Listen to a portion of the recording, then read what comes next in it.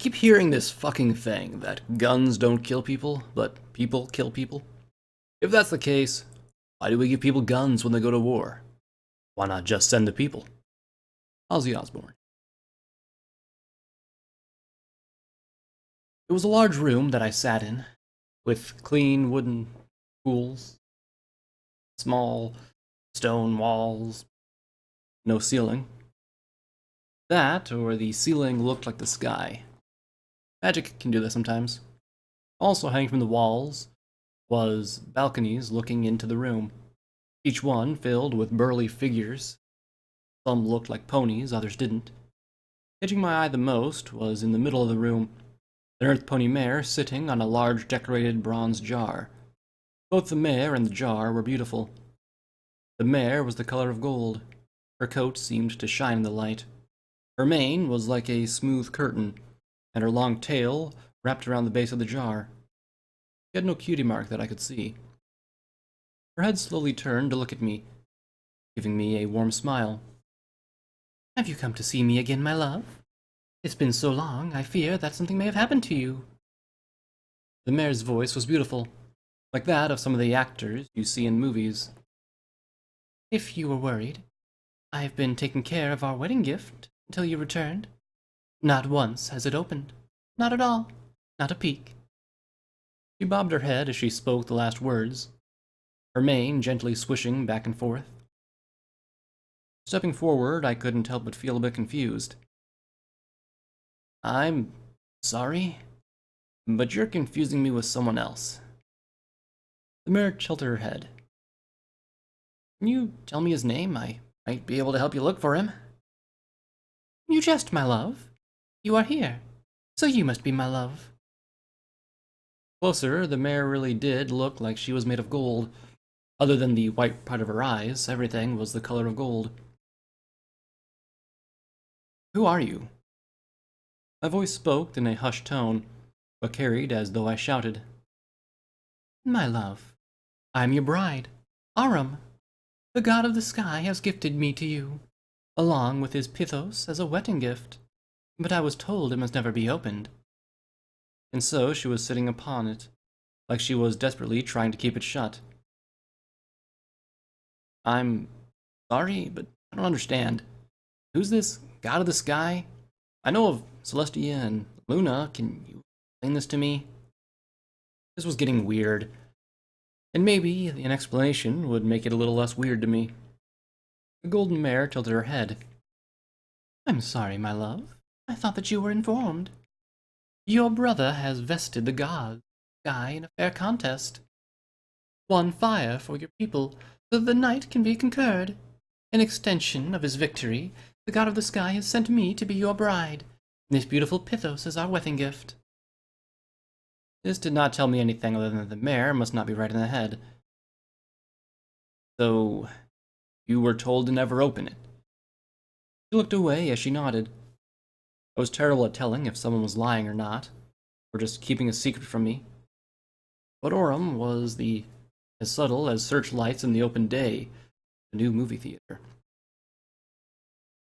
"Did you open it?" Orem shook her head back and forth. Her gold mane swished as her head moved, like searchlights. "What was in it?" I pressed. It was not like I really wanted to know, but I felt like there might be here forever if I didn't get an answer. "It's okay, you tell me." She turned her back to me. "You won't be mad if I tell you?" Sighing, "No, Orem. I was not her husband, so I doubt I could be mad at her for opening a jar." "No, I won't be mad." Stepping off the jar, Orem turned to me. "I'm sorry, my love. I had to know what was in it. To give me such a gift and tell to never open what was inside. I felt like a cruel joke that the god would never play, so I took just a tiny peek." The lid of the jar rumbled, and opened a little bit. Orem scrambled to close it, her hoof slamming on top with a clang, but it was too late. An inky black smoke streamed out like a boiling steam from a kettle, roaring like a ferocious beast. The poor mare Orem was engulfed in the smoke. Her cries for help were drowned out. I tried to run to her aid, but found my hooves stuck to the floor, forcing me to simply watch the terrible scene taking place. The black smoke slowly lifted into the sky, dissipating from the small area of the room it had covered. Everything had touched turned to black. The floor, the jar, even Aram was now black. She turned her head to me, coughing up black smoke. Her eyes were now the only thing still gold. "Sorry, my love. I couldn't help myself." Aram reached out her hoof to me, but it broke off, falling to the ground as a pile of black sand. The rest of Aram followed, along with the jar, forming a large pile of black sand with 2 golden orbs resting on top.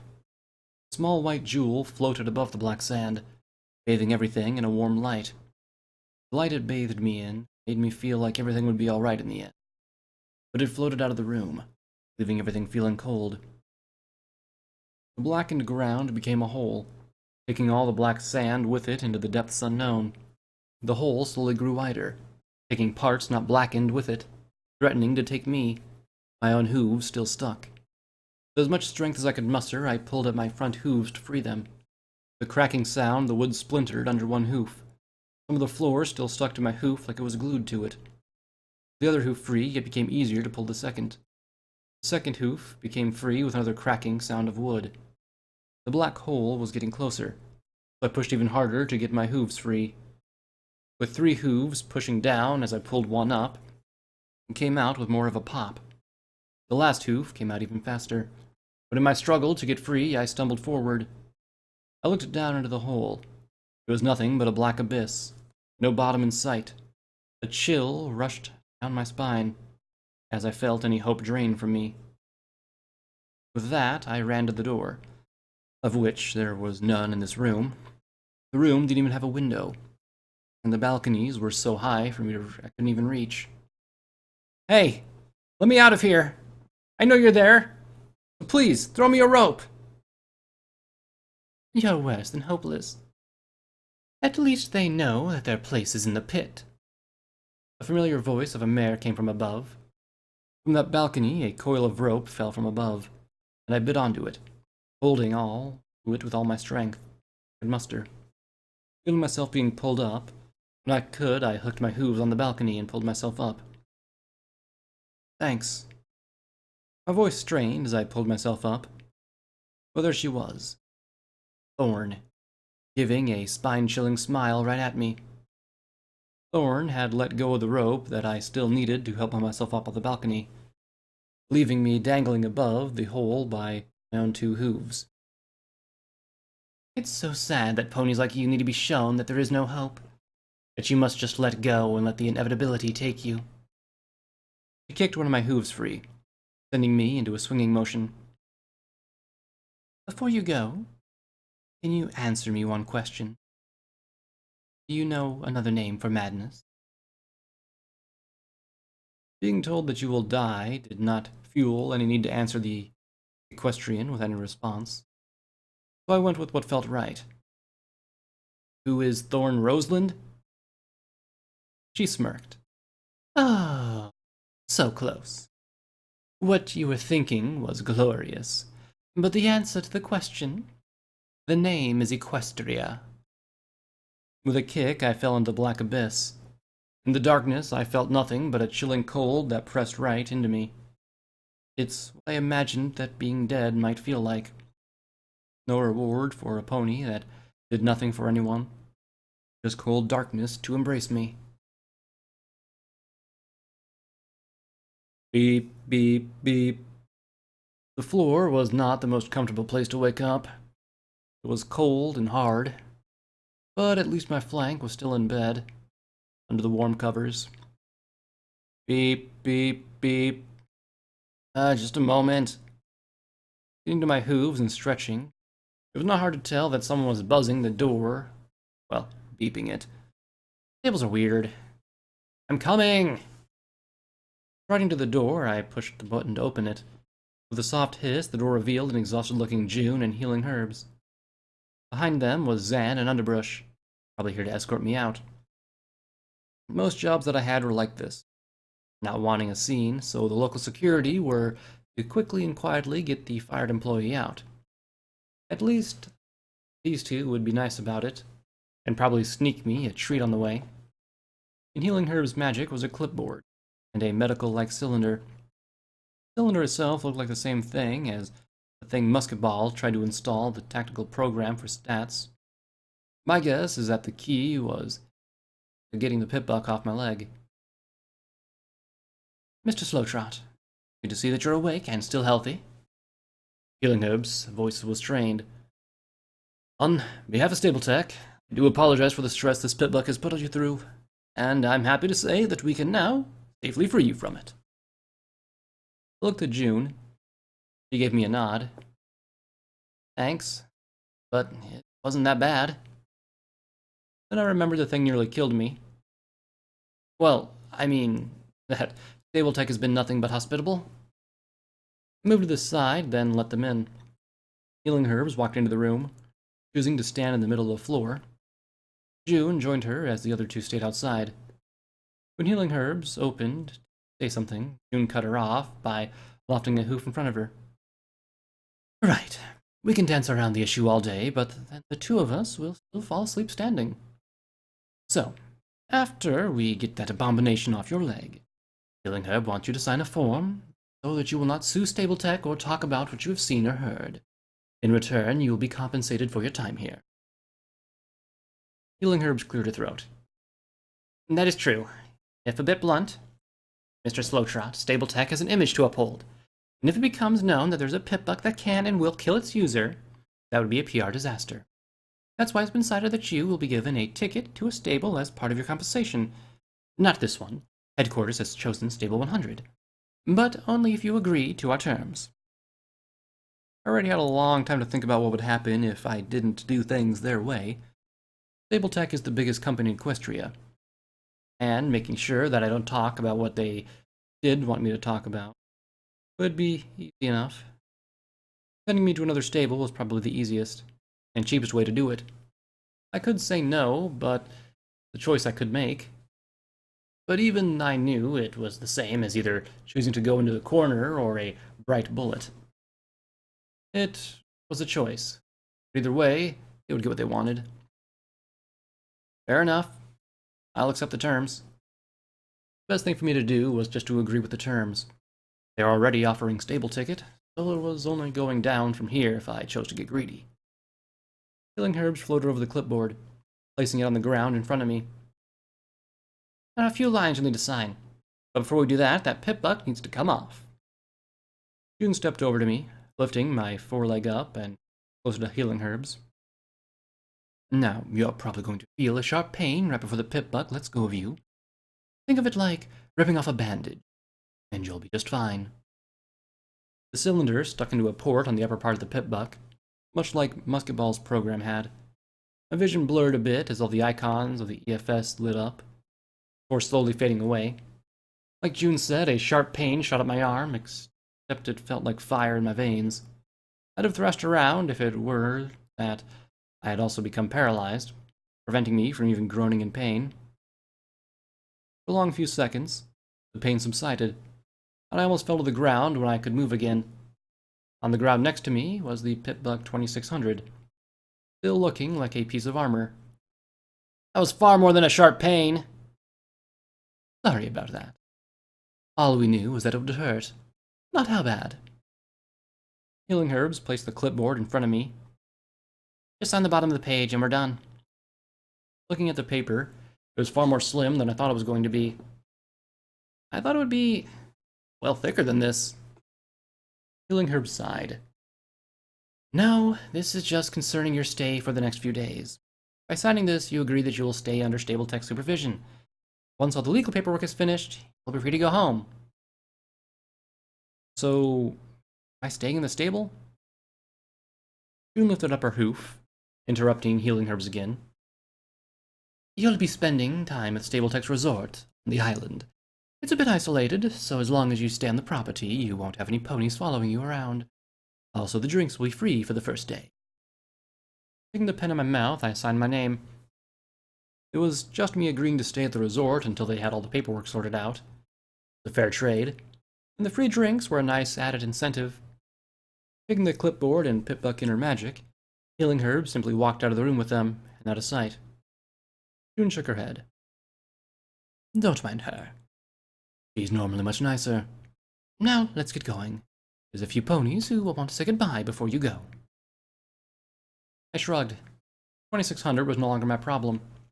Gathering what few things I owned here, I followed June out. Zan and Underbrush were our escorts. Surprise! With a pop, confetti covered my head. Prancer Dancer and Hydrangea had been waiting for me behind the door of the atrium, with party poppers at the ready. Prancer had a big grin on her face. The mare was in her element right now. You may be going away, but that doesn't mean we can't have a party before you go. Party ponies. Party ponies never change. The atrium was decorated with long green and purple ribbons that hanged from the balcony overhead. And in the center there was a cake and a box. Standing around were a few ponies, all of them I recognized. Candy Pop, Dr. Lifebeat, Easy Fix, Stress Test, Cloudbank, Emerald Fields, Pear Tart were all there. Some of the foals from yesterday were there, and also some of the techs as well. They were mostly off doing their own thing. Well, I'm more used to just getting a card with everyone's signature on it. I tried to keep a stoic face to all this, but a smile won out. I was more used to other ponies not caring at all about me leaving. Hydrangea jumped off Prancer and onto her father's back. Prancer Dancer walked up to me, blowing some of the confetti out of my face. Well, here at Stable-Tec, everyone is family, and family gets a party. So go have some punch. We set up a bowl near the lounge. It was funny how Candy Pop was adamant that it had to be grape, but I spiked it with some Sparkle Cola to give it an extra kick. Looking over to the lounge, there was a big glass bowl, purple liquid inside. My mouth watered a bit at the sight. Something to drink sounded like an idea, but I felt it would be best to say hi to everyone first. Running over to the group, Candy Pop levitated a cup over to me.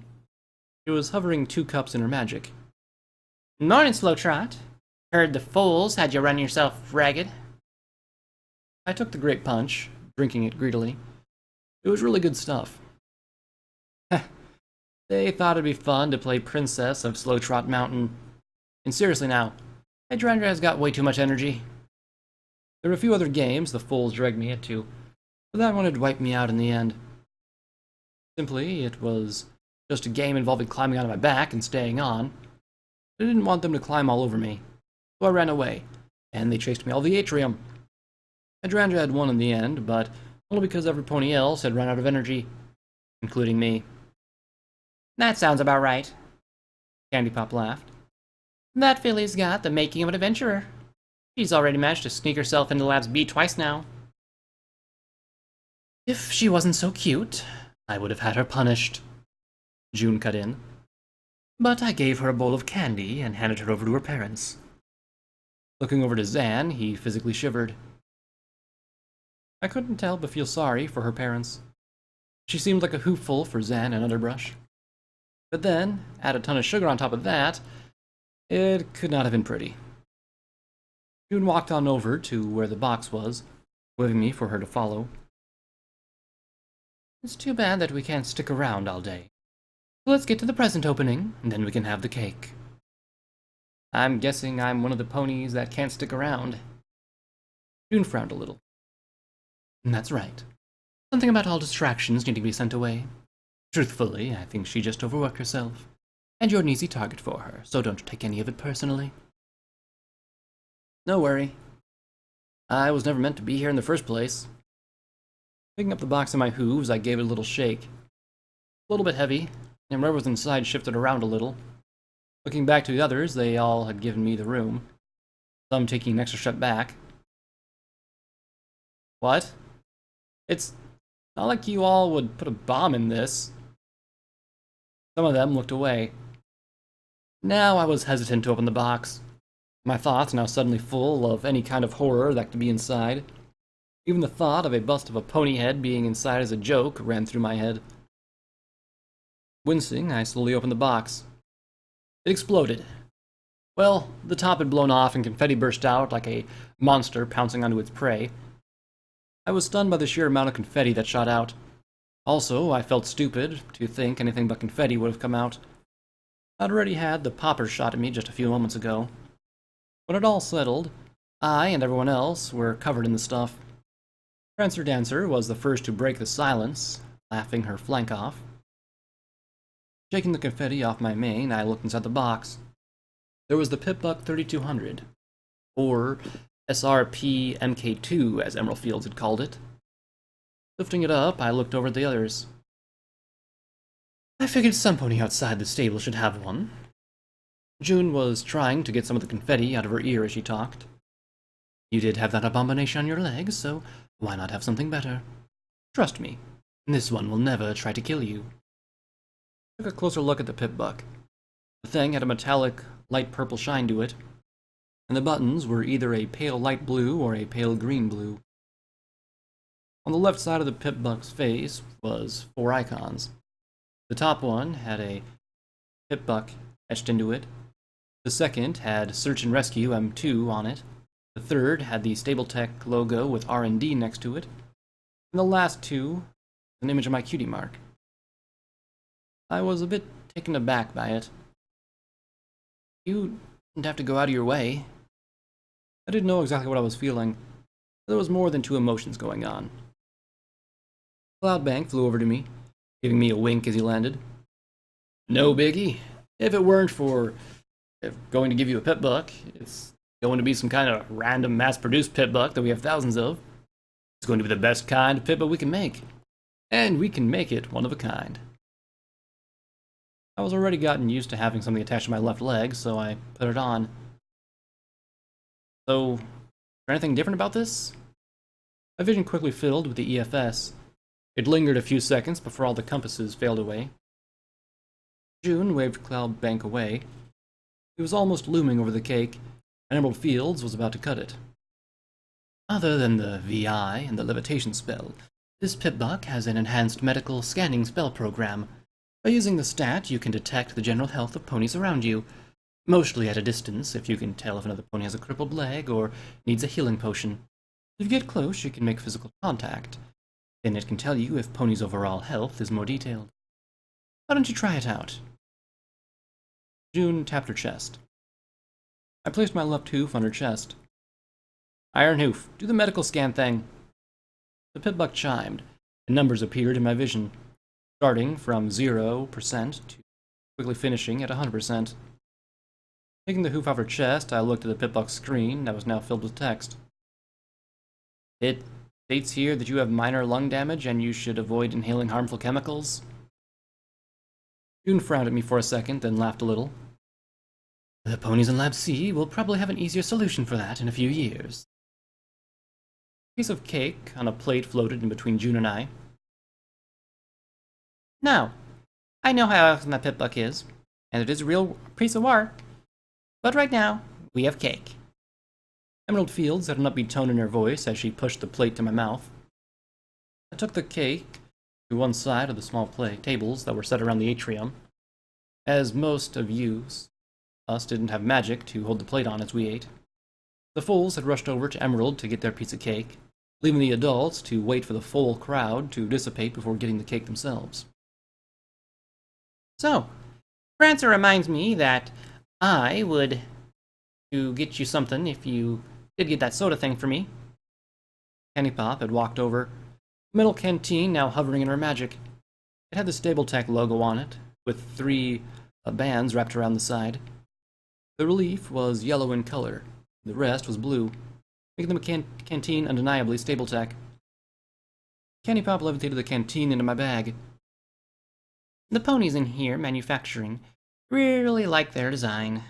The canteens that were sent out to all, meant to be attached to the leg and the Pip-Buck, so this design never really left R&D. But when I saw it, I thought that you might like it. Thanks.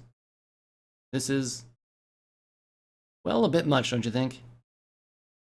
Candy Pop gave me a simple wave of her hoof. Every pony here is always so worried about Equestria destroying itself. It's to the point that it'll take any excuse to have a party. It's probably why they all took the foal so quickly. I think they're just looking for reminders of why they do this kind of work. So I'm an excuse to have another party? She rolled her eyes. Yep. That and you're just another normal pony. You're not going to war or demand some more blood. We can all tell that you'd rather be at home, working with your hooves. The kind of pony we really hope lives through this mess. I didn't have anything to say to that. I smiled and took a bite out of the cake. The cake was wonderful, with creamy chocolate frosting, vanilla sponge, and strawberry filling in the middle. Each bite I took I savored. Prancer had put on some music. Sapphire Shore's voice sang with a fun upbeat tune. The foals joined Prancer Dancer on the dance floor, but most of them just watched her as she pulled some of the most ridiculous dance moves I'd ever seen. Dr. Lifebeat also had a SRP Mark II on his leg. After showing it to me, he told me a bit about his youth as a traveling doctor. He was actually from Equestria, but moved to the Zebra Lands with his wife, only moving back Equestria a few years before the war started.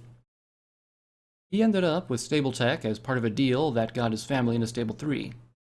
I commented on how dangerous the Zebra Lands sounded from his description, but he laughed and pointed out that Equestria has its own monsters that roam the land. As a gift, Lifebeat transfused his instructions on how to make extra strength healing potions into my pip-buck. Easy Fix, stress test, seemed a bit sad to see me go, telling me that they would have no problem keeping me around, and that they could easily train me to be a maintenance pony. As it turned out, from what they told me, the makings of an excellent maintenance pony involved two things: a good teacher and years of practice. I was given 6 bottles of A-Lab soda by them, as well as instructions on how to make them for myself. Pear Tart didn't have much to say. I think the cake spoke for him as well enough, but he did give me 10 packets of MREs and 2 bottles of hard pear cider. The party went on for nearly an hour, only slowing down when red flashing lights suddenly turned on. Either the Overmare wants you to get out now, Slow Trot, or some damn fool just opened the stable door without clearing with security first. Underbrush rolled her eyes. Turning to her husband, the unicorn mare lifted her energetic filly in her magic, and levitated over to Zan. Zan, dear, can you take Hydrangea to her room? We can't have her sneaking out of the stable for an adventure. Hydrangea looked shocked. But how? That's no fair! The filly crossed her hooves as her father held her by the scruff of her neck and dragged her off. Underbrush turned back to me. So, ready for warm sands and tasty drink? June stepped in with a yawn. You settled for a bed. It looked like she was just ready to find any spot on the floor and sleep. But first I'll see you out. I looked back to the others. Most of them were enjoying themselves. The others gave me knowing smiles and nods. Well, that was as good a time as any. Following Underbrush out of the atrium, giving the place one last look, hoping that Stable 100 would be just as warm as this stable.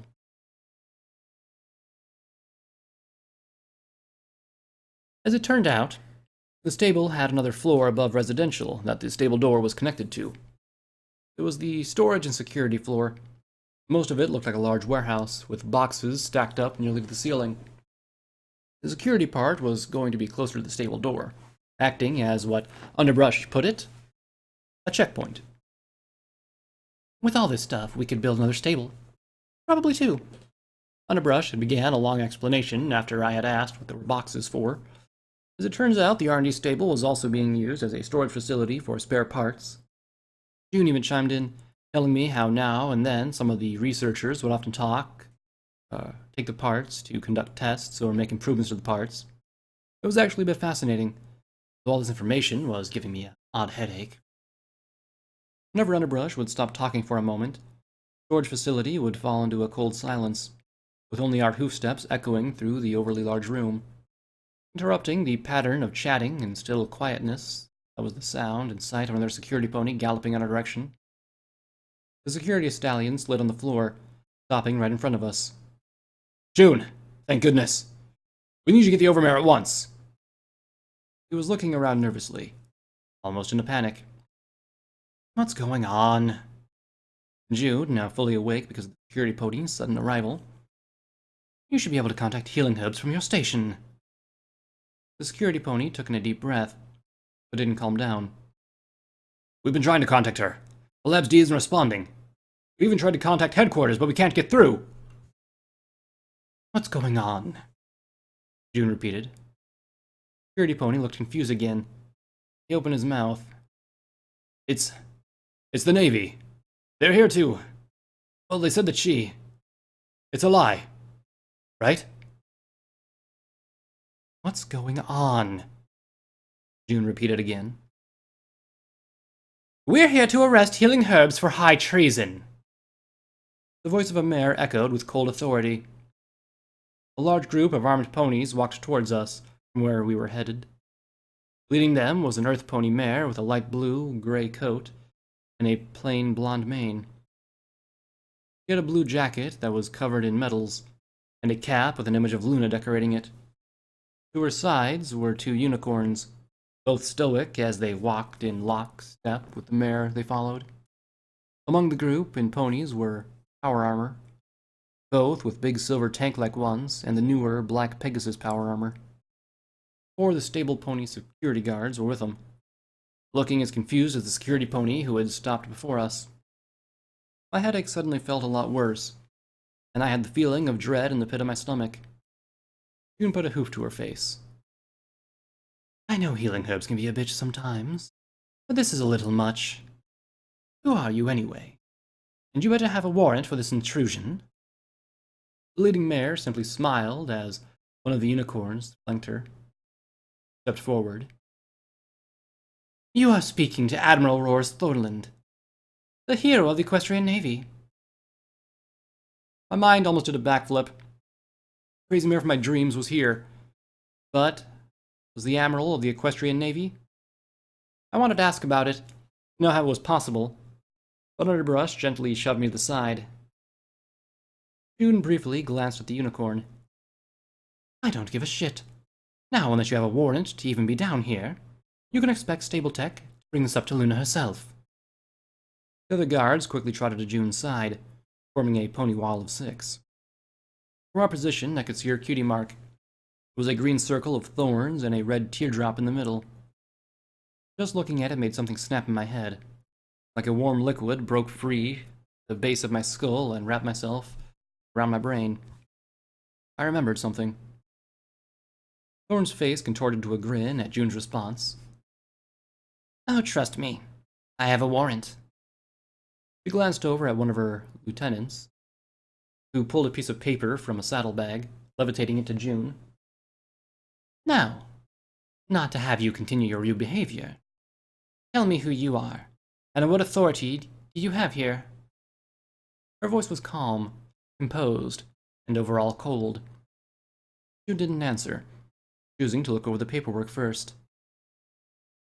I looked at Underbrush, her eyes fixated on the exchange between Thorn and June. We need to get June out of there.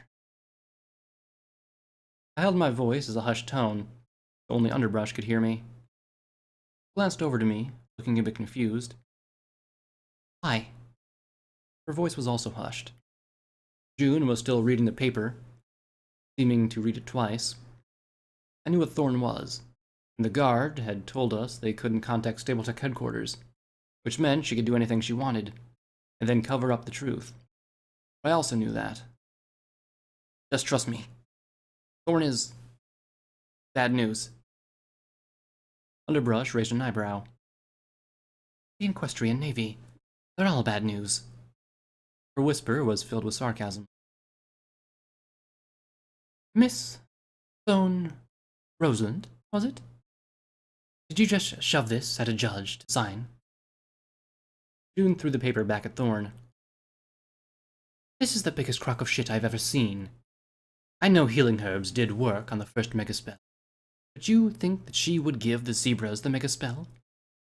She would have ran to them, not to Stable-Tec. One of the unicorns looked at the paper and placed it in back of the saddlebags. As an equestrian citizen, your opinion is respected. Now tell me who you are and what authority you have here. June laughed in a spiteful tone, stepping up to Thorn, the tall mare seemingly towering over Thorn. My name is June Long-Braid, of the Highlanders, and I know that the likes of your kind never respected the opinions of my people. I'm here, head of the Pip-Buck Research Development Department, which also happens to be the authority enough to send your sorry flanks after the stable. Now leave, or I'll drag you out of here myself. I wasn't even given time to worry that Thorn was going to do to June. A swift hoof to the face sent June to the ground. So, you're telling me that not only you have no authority to hold me up, but you're not even an equestrian citizen. And here you got me, hoping to pin the label of traitor on you. I guess I'll just settle with spy. One of the unicorns pulled out a 10mm pistol and levitated it over to Thorn. But I can't say I'm impressed. Stable-Tec is full of bleeding hearts, those who are too stupid to know that there is no neutral ground. You are either one shooting or one being shot. She took the pistol in her mouth and pointed it at June. My heart pounded, and everything seemed to slow down. The security ponies had rushed to June's aid, armed with only batons. The navy ponies had taken positions at the side of Thorn, guns at the ready. June looked up at Thorn, and Thorn looked down at June. Time had stopped, and the options for the tactical actions popped up. Musketball had given it to the Pip-Buck under June's nose as a gift to me. I went through every action that was available to me. Jumping in to stop Thorn from shooting June came up to 0% success. Rushing to Thorn came out 0%. Taking June's place came up 0%. Every action I could take to stop Thorn was never anything but 0%. So I chose to go through every option again, even to see if I missed a 1%. My hopes fell when I saw the bullet fly from Thorn's gun. There was no way I could move faster than the speed of a bullet. But with Sats, I could see one move in slow motion. In my horror, I watched as the bullet slowly moved through June's head, like she was but paper to the small lead piece. In the slowness of Sats, I could not scream as I wanted to.